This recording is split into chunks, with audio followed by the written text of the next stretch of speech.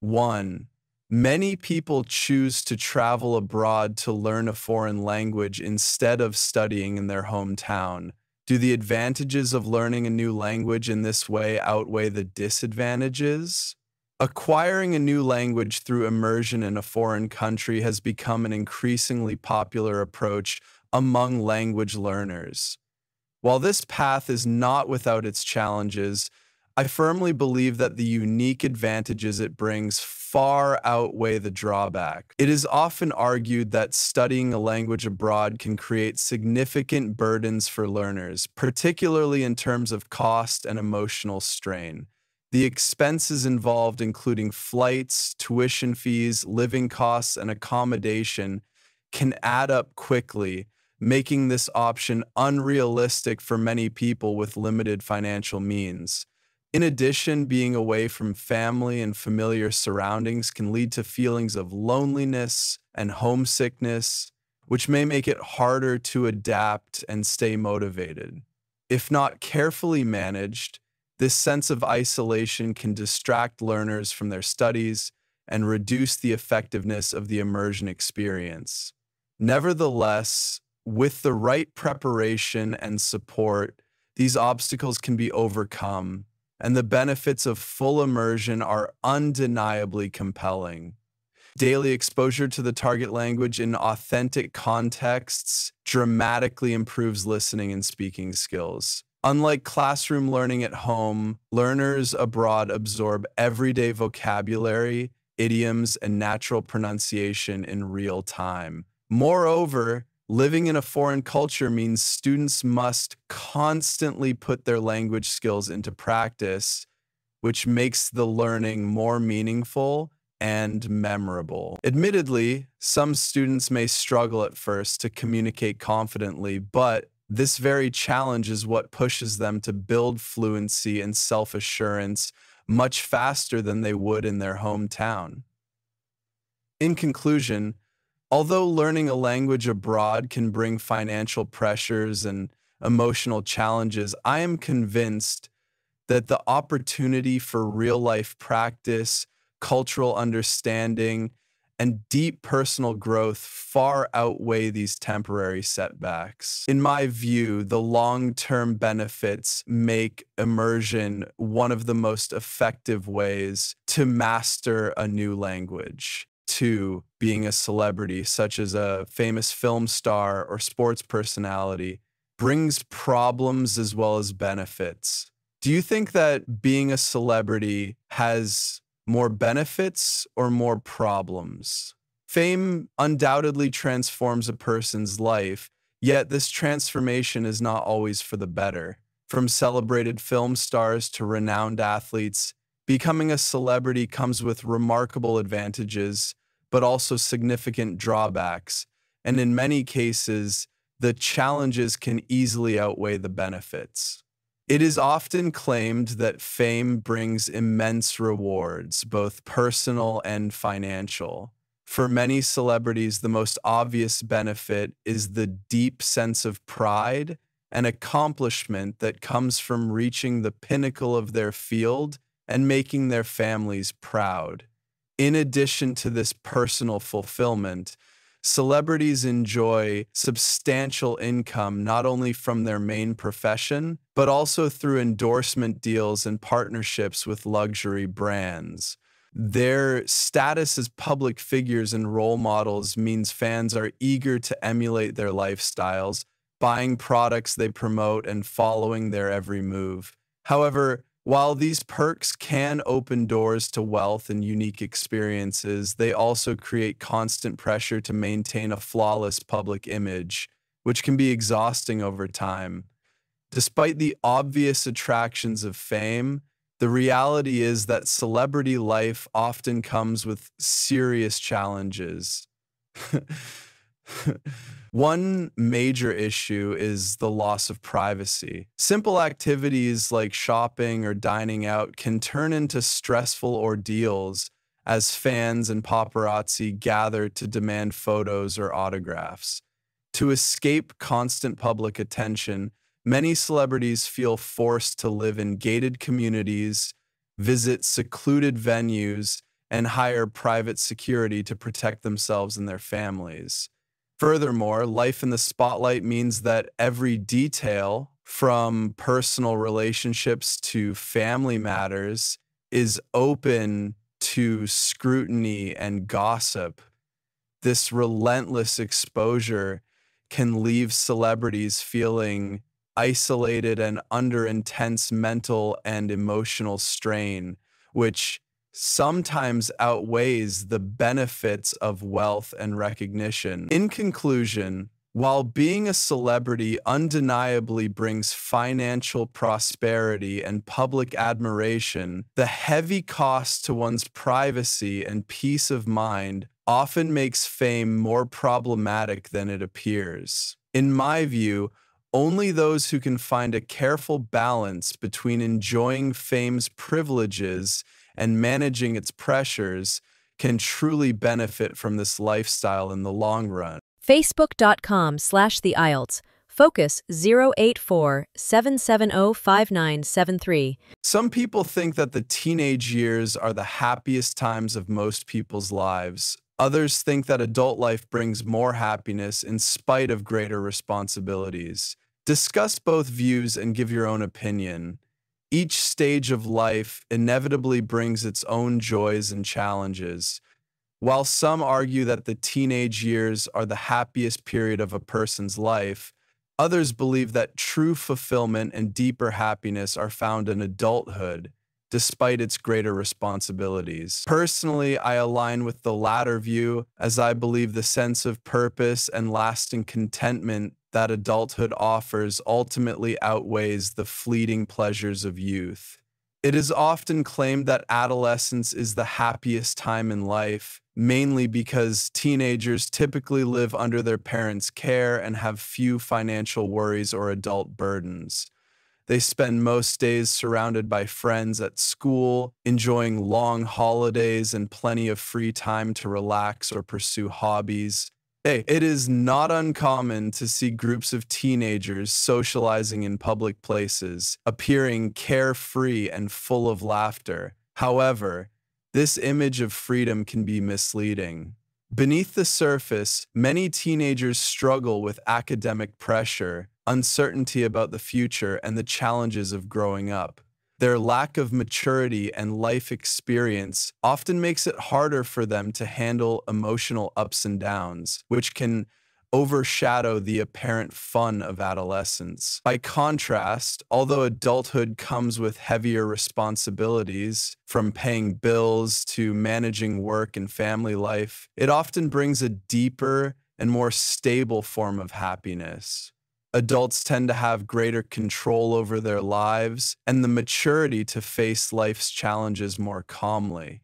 Many find fulfillment in building meaningful careers, creating a stable home, and raising a family, milestones that give life purpose and lasting satisfaction. While it is true that adults may sometimes look back fondly on their carefree youth, the sense of achievement and belonging that comes from reaching personal and professional goals usually brings a richer and more enduring kind of happiness than the temporary freedoms of teenage life.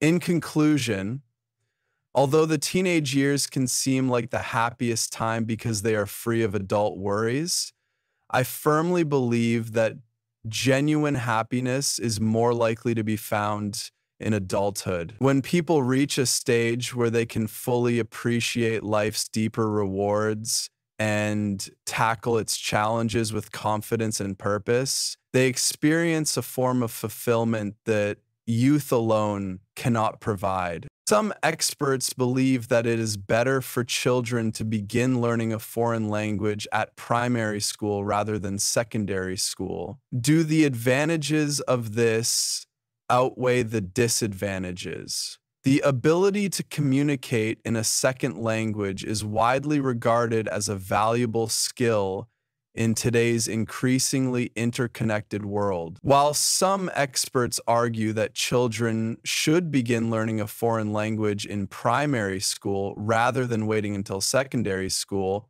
I am convinced that starting so young brings only limited benefits and that the potential drawbacks clearly outweigh any advantages. It is sometimes claimed that young children are naturally better equipped to pick up new languages because of the remarkable plasticity of their developing brains. This natural ability allows them to absorb sounds, vocabulary, and grammatical patterns with ease, much like a sponge soaking up water. Moreover, unlike older students, primary school children tend to be less self-conscious about making mistakes, which helps them practice pronunciation without fear of embarrassment. Supporters of this view also argue that because mastering a language is a lengthy process, starting early gives learners more time to reach fluency.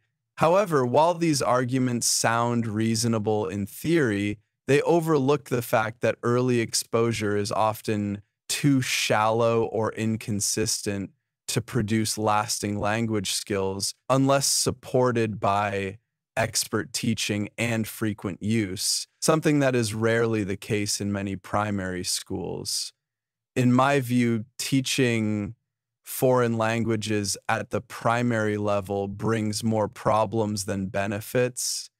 One key issue is that unlike secondary schools, primary schools often do not have qualified language specialists. Instead, general classroom teachers may lack the training and fluency needed to deliver high-quality lessons. As a result, lessons can become superficial and fail to build strong foundations for real proficiency. Equally important is the fact that the early school years are critical for children to develop core literacy and numeracy skills in their mother tongue. Spreading limited classroom time across too many subjects risks diluting this essential groundwork. Worse still, learning a new language too soon can sometimes confuse young learners whose command of their first language is not yet fully secure, undermining both languages in the long run. For these reasons, I believe that foreign language learning is better introduced at the secondary stage when students have stronger foundations and schools can provide more specialized support. In conclusion, although there are clear arguments for introducing a foreign language at primary school, I believe the practical limitations and potential risks far outweigh any advantages.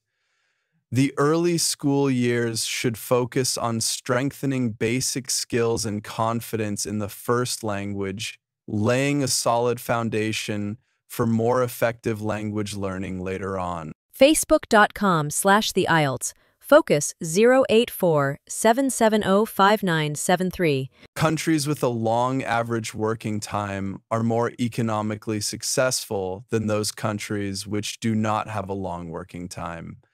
To what extent do you agree or disagree? It is often argued that extending average working hours is the surest route to national economic success, and that countries with shorter working weeks cannot hope to compete financially. However, I firmly disagree with this view, as I believe that overworking can damage employees' well-being and ultimately hinder sustainable growth in modern economies. It is sometimes claimed that longer working hours naturally lead to greater productivity and stronger economies, since spending more time at work should mean producing more. While this logic may apply in labor-intensive industries, it does not hold true for economies that thrive on innovation and knowledge-based work. For example, factory workers in developing nations like India often endure 12-hour shifts, yet their output per hour remains low compared to technology hubs like Silicon Valley, where employees typically work standard 8-hour days. Despite the shorter hours, Silicon Valley outperforms many regions precisely because its strength lies in technological breakthroughs and creative solutions rather than sheer hours worked. This shows that simply working longer does not guarantee economic advantage. What matters more is how effectively that time is used. Moreover, maintaining reasonable working hours is far more likely to protect workers' health and sustain productivity over time. Employees who enjoy time to rest, pursue hobbies, and spend time with family generally return to work more focused and motivated, which raises efficiency. Countries such as Germany and the Netherlands, known for their shorter average working weeks, consistently rank among the world's strongest economies, while ensuring high levels of employee satisfaction and well-being. By contrast, nations that rely on a culture of overwork often face burnout, stress illnesses, and absenteeism, hidden costs that can drain public healthcare systems and reduce overall output. In this sense, the apparent gains from overworking can easily be wiped out by the long-term damage to workers' health and morale. In conclusion, although longer working hours may seem to boost productivity at first glance, I strongly believe they are counterproductive for modern, innovation-driven economies. Fostering a healthy work-life balance and investing in creativity and technology are far more reliable paths to sustainable economic success. Some people believe that in order to reduce crimes, prisoners should be given longer prison sentences, while some people think there are other alternative ways. Discuss both views and give your opinion. While some argue that imposing longer prison sentences is the most effective way to reduce crime, others maintain that alternative approaches, such as education and rehabilitation, offer a more sustainable solution. Personally, I support the latter view, as I believe that tackling the root causes of criminal behavior is far more effective than simply extending prison terms. It is often claimed that longer prison sentences are essential for deterring crime. The threat of spending many years behind bars can discourage repeat offenders and those who might otherwise be tempted to break the law. For instance, someone considering a serious offense may think twice if they know that the penalty involves lengthy, harsh confinement, which can be mentally and physically draining. By enforcing stricter sentences, the justice system sends a clear message that criminal acts will not be tolerated, which can help maintain order and reassure the public in the short term. However, critics argue that this strategy alone often fails to address the social and economic factors such as poverty, lack of education, or addiction that frequently drive individuals to commit crimes in the first place. In my view, focusing on alternatives like education and vocational training is a far more effective way to reduce crime over the long term. While longer prison terms may keep offenders off the streets temporarily, they rarely tackle why people offend in the first place. In reality, many prisoners who spend years behind bars end up more disconnected from society and ill-prepared for life after release. Without practical skills or employment prospects, some feel they have no choice but to return to crime.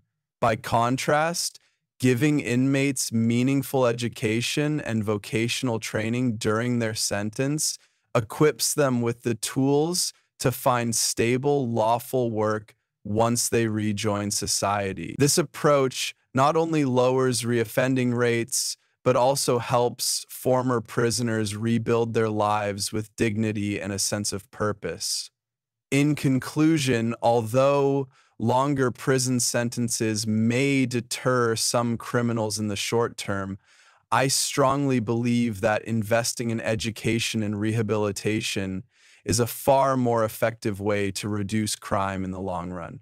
By addressing the root causes of offending and providing people with real opportunities for change, society can create safer communities for everyone. Facebook.com/the IELTS. Focus 084-770-5973. Many museums and historical sites are mainly visited by tourists and not local people. Why is this the case? What can be done to attract local people? It is often observed that museums and historical sites tend to attract far more tourists than local residents. While this trend is understandable for several reasons, I believe there are practical measures that can be taken to encourage more local people to reconnect with these culturally significant places. It is often argued that one main reason locals are less likely to visit museums and heritage sites is that they may have already explored them during school trips or family outings, which can make repeat visits feel less appealing. In contrast, tourists who experience these sites for the first time naturally find them fresh and engaging. Another factor is that locals often avoid the large crowds these attractions draw, as busy environments can reduce the enjoyment of the visit. However, it is important to recognize that some locals would gladly return if these sites offered fresh experiences instead of remaining unchanged for years. Unfortunately, most marketing campaigns focus almost entirely on attracting tourists from outside the area, while doing little to reignite interest among local communities. Nevertheless, there are several practical ways museums and historical sites can encourage locals to visit more frequently. For example, museums could introduce temporary exhibitions or rotating displays that highlight new themes, showcase local artists, or explore untold stories from the community's own history. Historical sites could also host local festivals, commemorative events, or educational workshops that strengthen residents' sense of pride and belonging. Keeping admission prices affordable and offering discounts or annual passes for local families can remove financial barriers and make repeat visits more attractive. Additionally, targeted outreach through schools, local community centers, and social media can remind residents of the unique value these sites hold and inspire them to revisit throughout the year. In conclusion, although it is natural for tourists to make up the majority of visitors to museums and historical sites, cultural institutions should not neglect their local communities. By providing fresh, engaging experiences and actively promoting them to residents, they can help more people stay connected to their heritage and ensure that these places continue to thrive for future generations. Facebook.com/the IELTS. Focus 084-770-5973. Many people use social media every day to get in touch with other people and be aware of news events. Do you think the advantages of this way outweigh the disadvantages? In the modern era, social media has become the main tool for millions of people to stay connected with others and keep up with current events. While it is true that these platforms offer undeniable benefits, I firmly believe that the drawbacks linked to social media use far outweigh any advantages. Many people claim that social media has transformed how we communicate and access information. It enables individuals to stay in touch with friends and family regardless of distance, often at little or no cost. In addition, these platforms allow users to share ideas, join discussions, and receive real-time news updates, fostering a sense of community that was far harder to build in the past. For many, social media has also made it easier to support causes and stay informed about world events as they unfold. However, while these features sound beneficial on the surface, they often lead to a reliance on shallow updates and brief exchanges, which can discourage deeper, more meaningful engagement with trustworthy sources of information. Nevertheless, despite these clear benefits, the negative consequences of excessive social media use are increasingly concerning.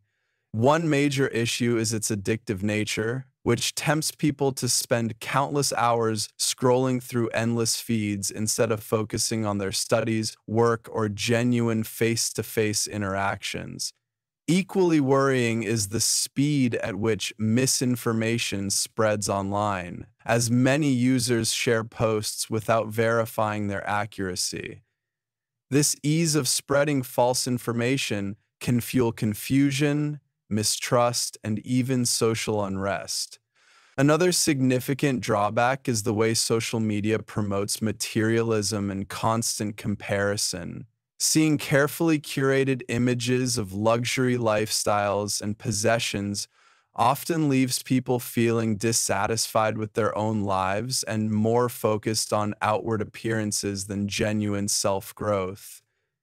Over time, this can erode mental health, lower self-esteem, and distort core social values. Facebook.com/the IELTS. Focus 084-770-5973. In schools and universities, girls tend to choose art subjects while boys choose science subjects. What is the reason? Should the trend be changed? In many schools and universities, it remains common to see girls gravitating towards the arts, while boys are more inclined to choose science subjects. Although this trend largely stems from deep-rooted social expectations and gender norms, I firmly believe that all students should feel free to pursue whichever field genuinely interests them, without external pressure or limitation. Many people argue that the main reason for this divide is the persistence of traditional family expectations shaped by outdated ideas about gender roles.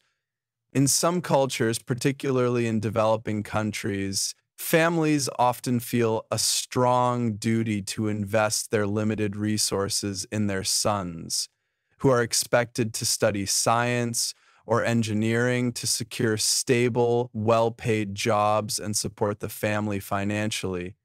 Meanwhile, daughters, even when equally capable, are subtly steered away from male-dominated fields because of lingering stereotypes about women's abilities in maths and science.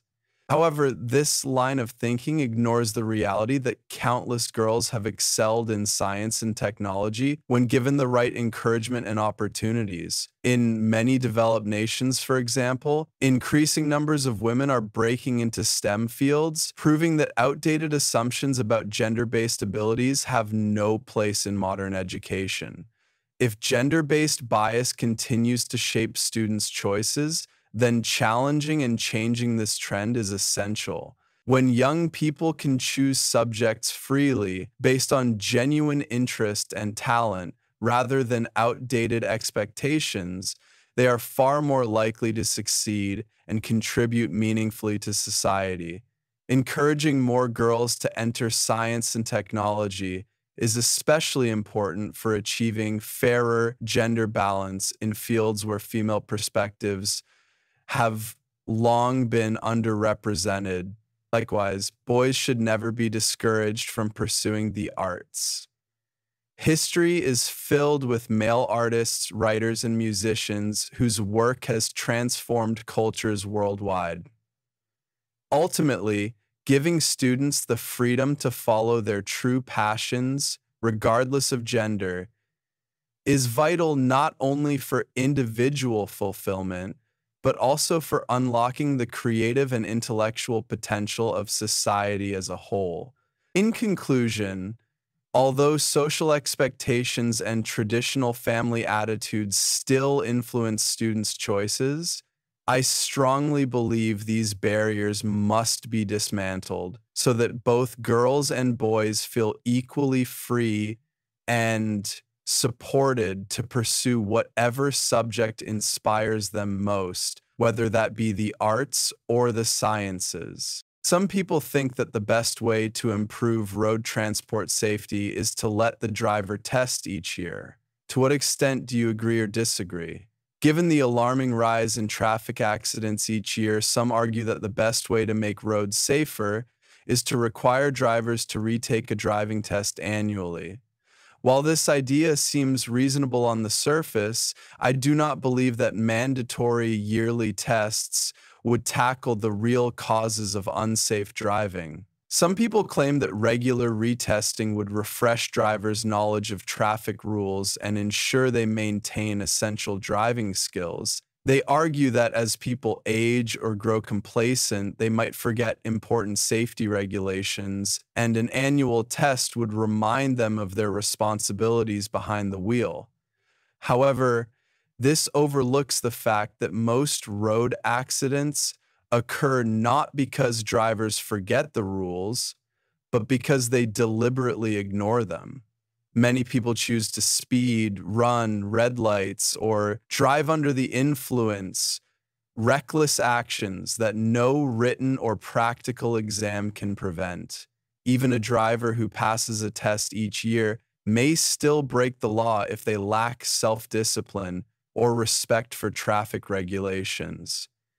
A far more effective way to improve road transport safety is to enforce existing laws more strictly and introduce tougher penalties for repeat offenders. Drivers who know they face hefty fines, license suspensions, or even jail time are more likely to think twice before taking risks on the road. For example, higher fines for speeding and stricter drink driving checks can act as strong deterrents. In addition, investing in better surveillance, such as speed cameras and increased police patrols, would make it harder for reckless drivers to escape punishment. This approach directly targets the behaviors that cause most accidents, unlike annual tests that merely repeat what responsible drivers already know. In conclusion, although retesting drivers every year might seem like a practical measure, it fails to tackle the true causes of dangerous driving. Stronger law enforcement, tougher penalties, and better monitoring are far more effective ways to keep roads safe and ensure that drivers act responsibly. Some people think that the increasing use of computers and mobile phones for communication has a negative effect on young people's reading and writing skills. Do you agree or disagree?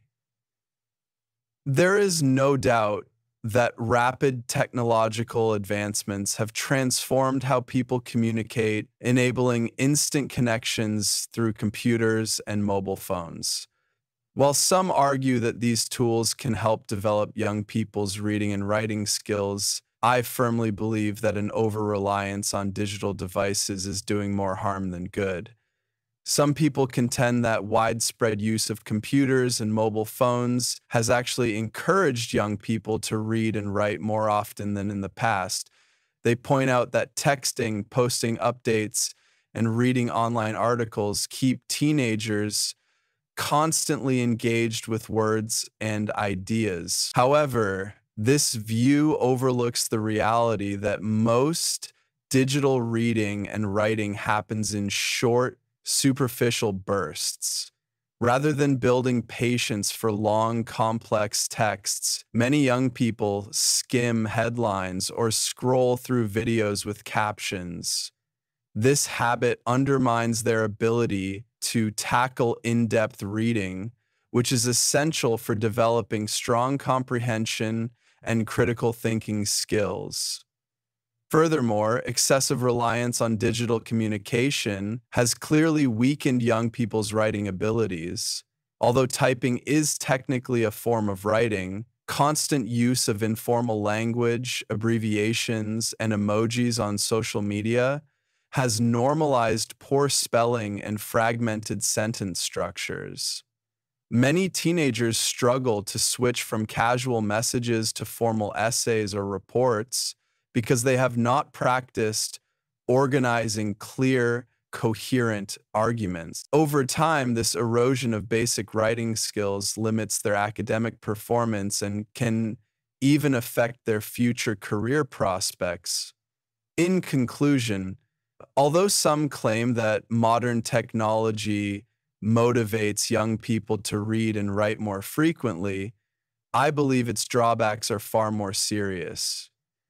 Without proper guidance, overusing computers and mobile phones for everyday communication will continue to weaken young people's reading depth and writing quality in the long term. Some people believe that society should be based on rules and laws. To what extent do you agree or disagree? Of all the foundations on which modern societies stand, rules and laws are arguably the most vital. In my view, they play an indispensable role in maintaining order, protecting rights, and driving social progress. For these reasons, I fully agree that any well-functioning society must rest on a robust and fair legal framework. It could be argued that the level of civilization in any country is largely reflected in the quality and fairness of its legal system. Nations with clear, transparent laws are better able to balance individual freedoms with collective responsibilities. For instance, many Western European countries, which enjoy political stability and steady economic growth, owe much of their success to strong legal institutions that uphold justice and equality for all citizens. While some might claim that people should be trusted to act ethically without strict rules, history shows that without clear laws and consequences, societies often struggle with crime, corruption, and exploitation, as individuals may act purely out of self-interest when there are no safeguards in place. Moreover, fair and consistent laws do more than punish wrongdoing. They help build social trust and community bonds. By defining citizens' rights and duties, legal systems clarify what is acceptable and what is not, which fosters mutual respect.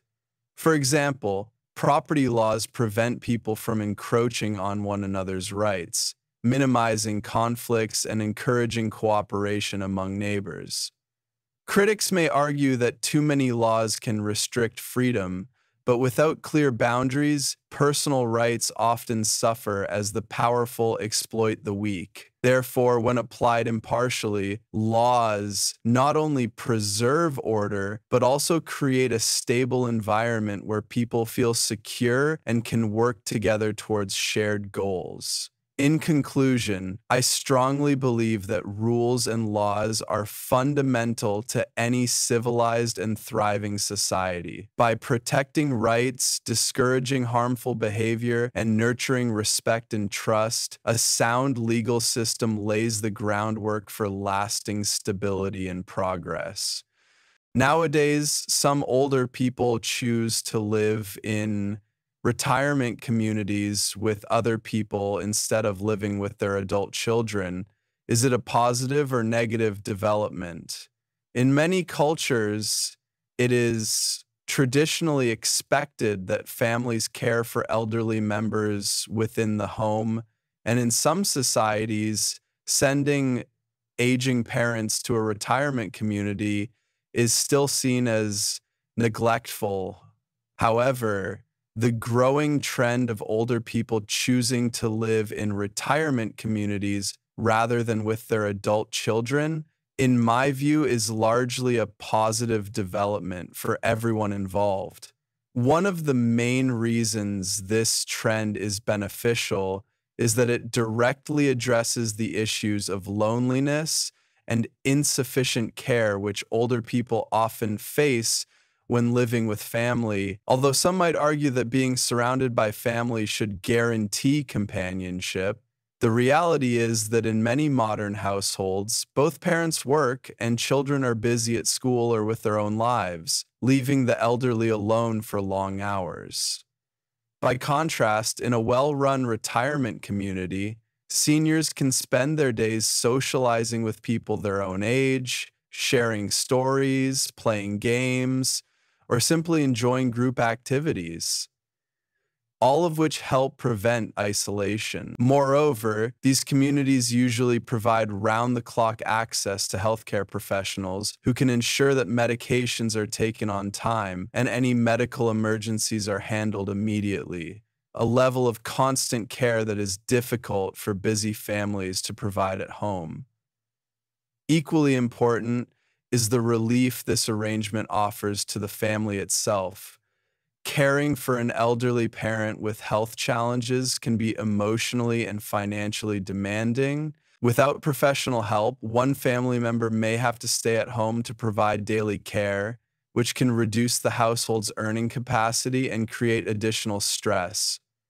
By choosing to live in a retirement community, elderly parents free their adult children from these practical burdens, allowing them to focus on providing for their own families. Furthermore, modern retirement communities often encourage frequent visits, so families can still spend meaningful time together without the guilt of feeling they have neglected their duty. This balance of independence and connection can actually strengthen family bonds rather than weaken them. In conclusion, I believe that when older people willingly choose to live in a retirement community, it creates a positive outcome for both them and their families. Seniors gain companionship, security, and better care, while families are freed from daily responsibilities, yet still able to maintain close, loving ties. In this sense, it is a practical and compassionate solution for modern life. Some people believe that teenagers should concentrate on all school subjects. Others believe that teenagers should focus on the subject that they are best at or that they find the most interesting. Discuss both these views and give your own opinion.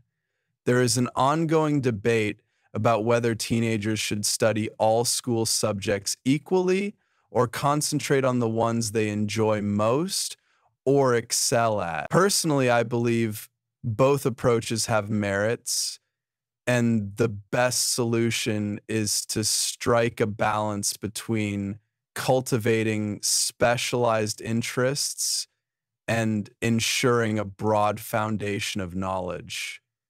On the one hand, many argue that a well-rounded education is essential because it equips teenagers with a diverse range of knowledge and skills. Learning multiple subjects helps students see the connections between different fields and prepares them for an unpredictable job market where adaptability is highly valued. For example, a student who studies only science but neglects languages might struggle to access research written in other languages, potentially limiting their understanding of original ideas. However, it is also true that forcing teenagers to study subjects they have little interest in can lead to disengagement or poor academic performance, which raises concerns about whether an all-encompassing curriculum is always effective in practice. On the other hand, allowing teenagers to focus on the subjects they find most interesting or perform best in can boost their motivation and confidence. When students spend more time developing their strengths, they are more likely to excel academically and build expertise that could benefit them in future careers. This sense of achievement can encourage them to pursue ambitious goals within their chosen field. However, relying solely on this approach carries risks too.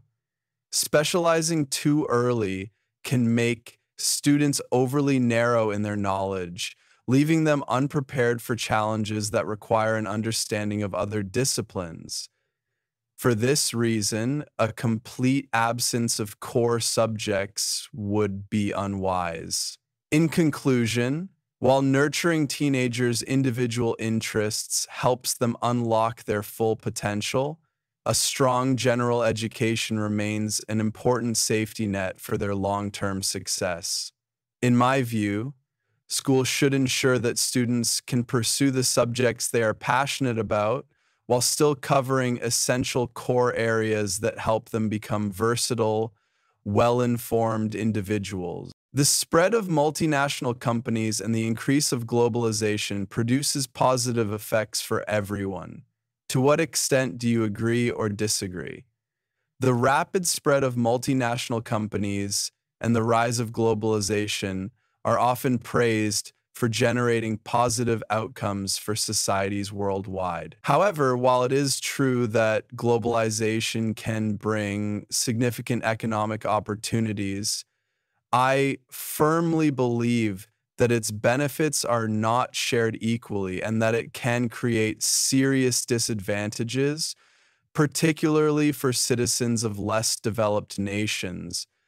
On the one hand, there is no denying that multinational companies can improve living standards in developing countries in various ways. For instance, foreign firms often create thousands of jobs, giving local people a steady income and, in some cases, access to better training and modern working practices. In addition, the products and technologies that global corporations introduce, such as advanced medical equipment, can help tackle diseases and extend life expectancy. However, these benefits often come at a hidden cost. Many large companies seek to maximize profits by offering low wages and subjecting employees to poor working conditions, knowing that many workers are desperate for any kind of employment. This exploitation means that the apparent economic growth may mask underlying social problems, such as labor abuse and poor job security. On the other hand, it is clear that globalization is not automatically beneficial for everyone. Small local businesses frequently struggle to compete with the vast resources and competitive prices of foreign corporations. This can lead to the collapse of traditional industries and excessive dependence on multinational firms that do not always prioritize the long-term interests of local communities.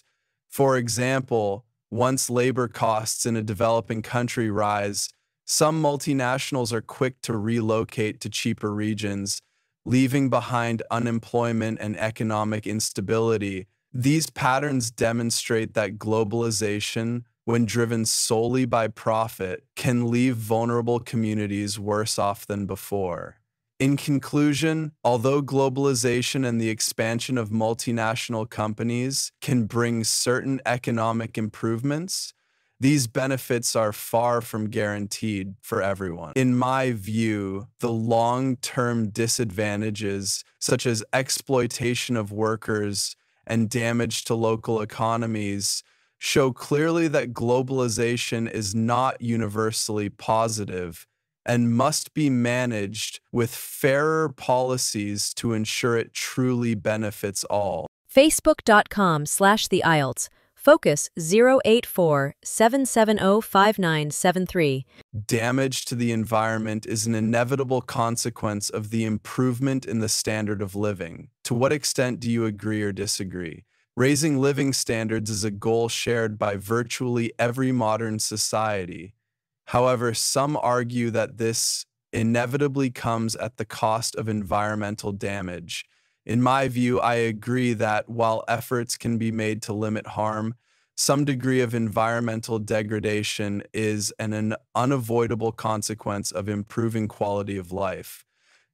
On the one hand, it is undeniable that as societies develop, they place greater demands on natural resources.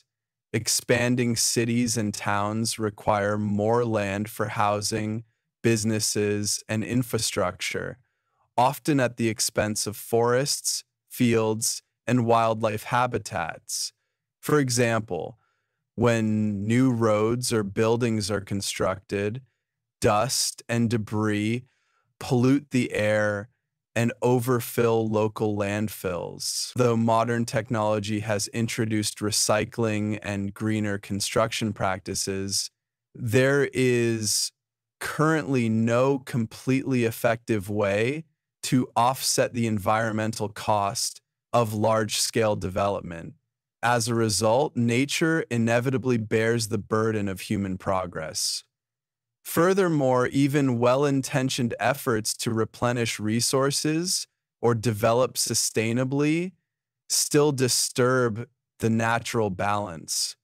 For instance, while companies may plant trees to replace those they cut down, the newly planted trees often differ from the original species and do not fully restore the original ecosystem. Likewise, sustainable solutions such as fish farms and managed forests still require human intervention and resources from elsewhere.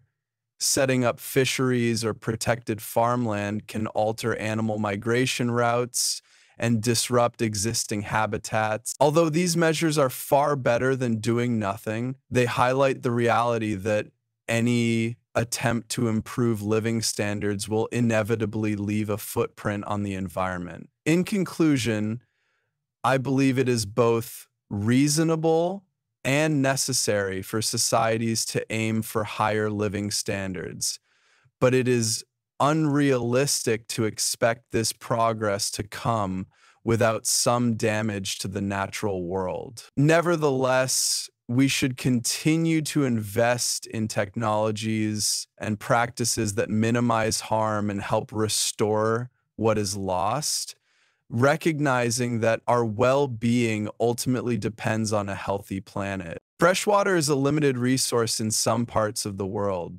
Today, increasing demand made it a global problem. What are the causes of increasing demand? What measures can governments and individuals take to solve this problem? In some parts of the world, access to fresh water is already limited, and rising demand has turned this into a global concern. This essay will examine the main reasons for the growing need for fresh water and suggest practical measures that both governments and individuals can take to address this urgent issue. One major reason for the increasing demand for fresh water is rapid urbanization. As more people move to cities in search of better opportunities, the population density rises, placing greater pressure on local water supply. Urban centers need large volumes of fresh water, not only for drinking and sanitation, but also for maintaining public spaces and services that help prevent disease outbreaks and attract further investment. Another significant factor is pollution. Although many regions are naturally rich in water sources such as rivers and lakes, these have become unusable in some places due to contamination by industrial waste and chemicals. Admittedly, modern water treatment technologies exist to clean polluted water, but they are costly and not always widely available, especially in developing countries. Nevertheless, this challenge can be tackled if both individuals and governments take responsibility. On a personal level, people can help protect water sources by avoiding littering and by adopting simple conservation habits, like turning off the tap while brushing their teeth or fixing leaking pipes promptly. Small actions, when multiplied by millions, can make a real difference. Meanwhile, governments must enforce stricter regulations on factories that dump waste into waterways and invest in modern treatment plants to recycle wastewater for safe reuse. Additionally, educating communities about sustainable water use can help ensure that conservation becomes part of everyday life. In conclusion, while the growing demand for fresh water has become a pressing global issue, it can be addressed if governments and individuals work together. By protecting existing water sources and promoting responsible water use, it is possible to secure enough fresh water for future generations. Some people claim many things that children are taught at school are a waste of time. Other people argue that everything taught at school is useful at some time. Discuss both views and give your own opinion.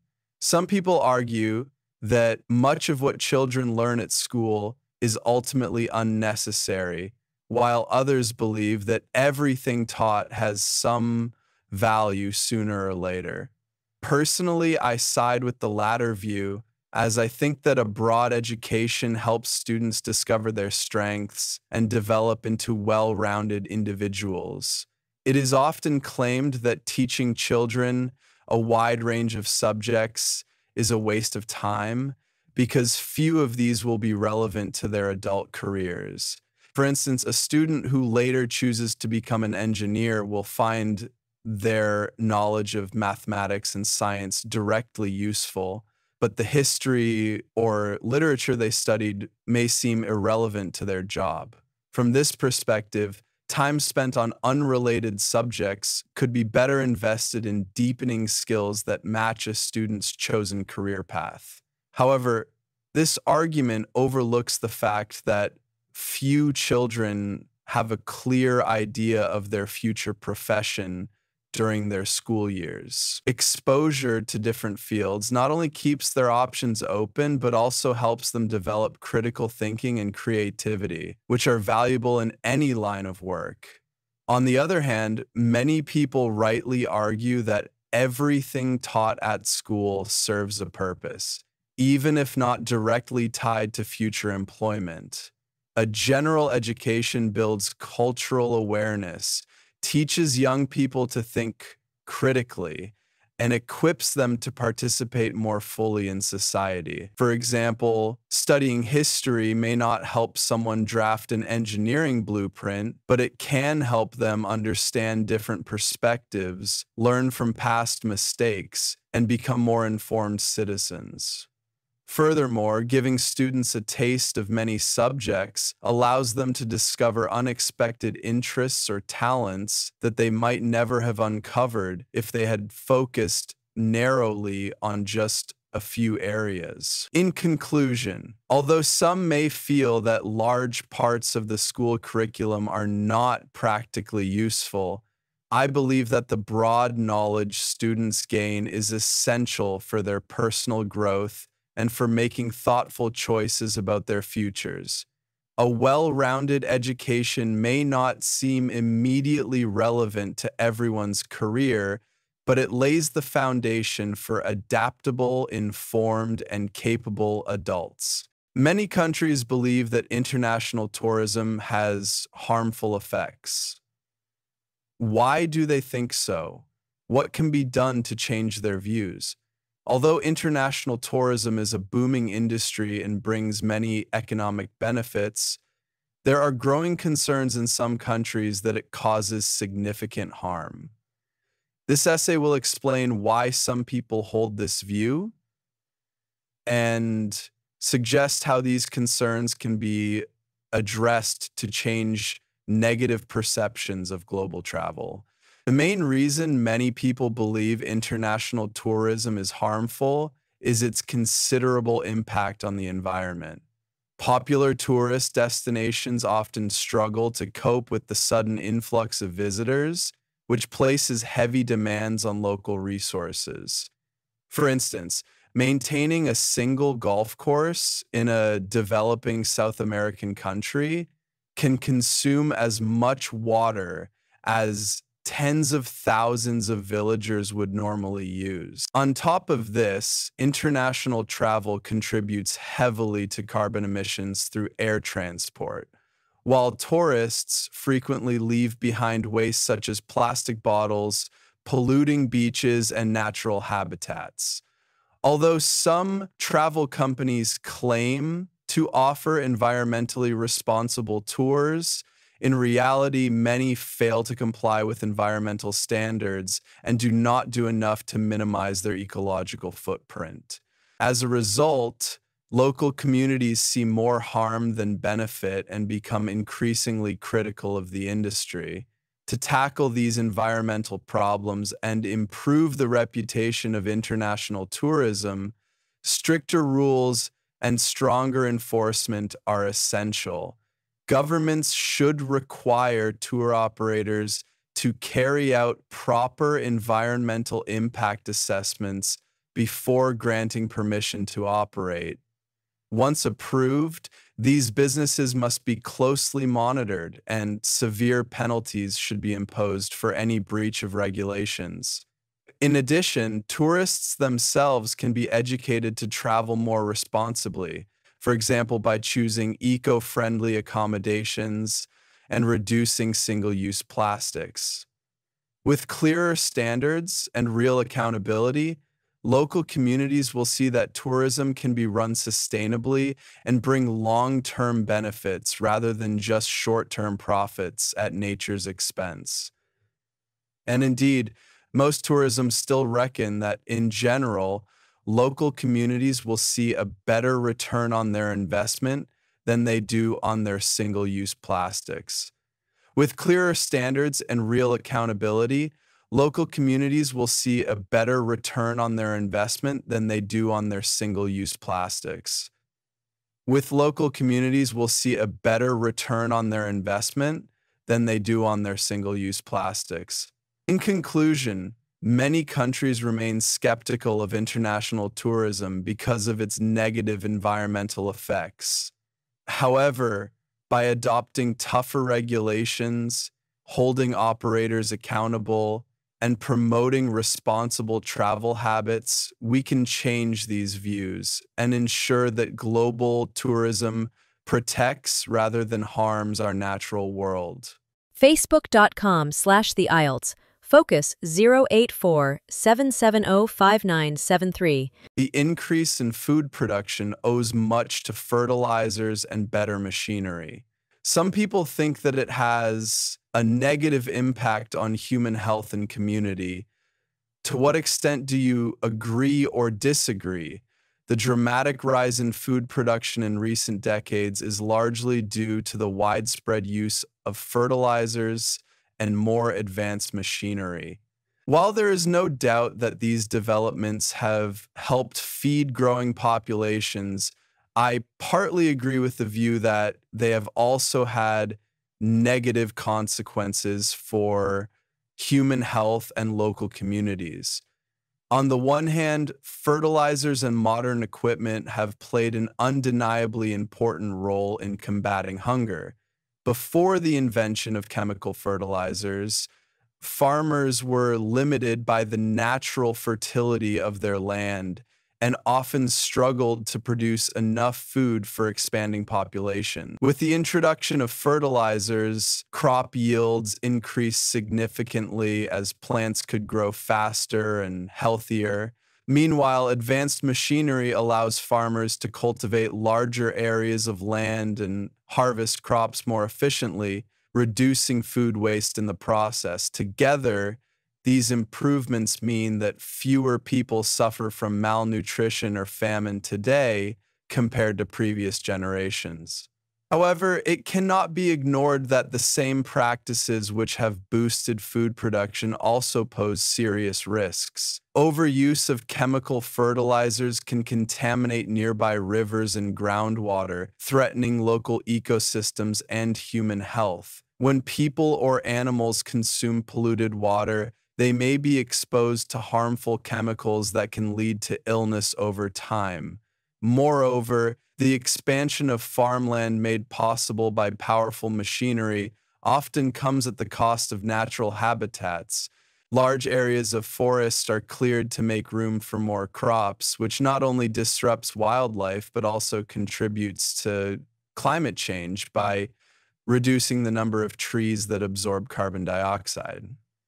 In conclusion, while fertilizers and modern machinery have undoubtedly helped address global food shortages, their misuse can harm both the environment and public health.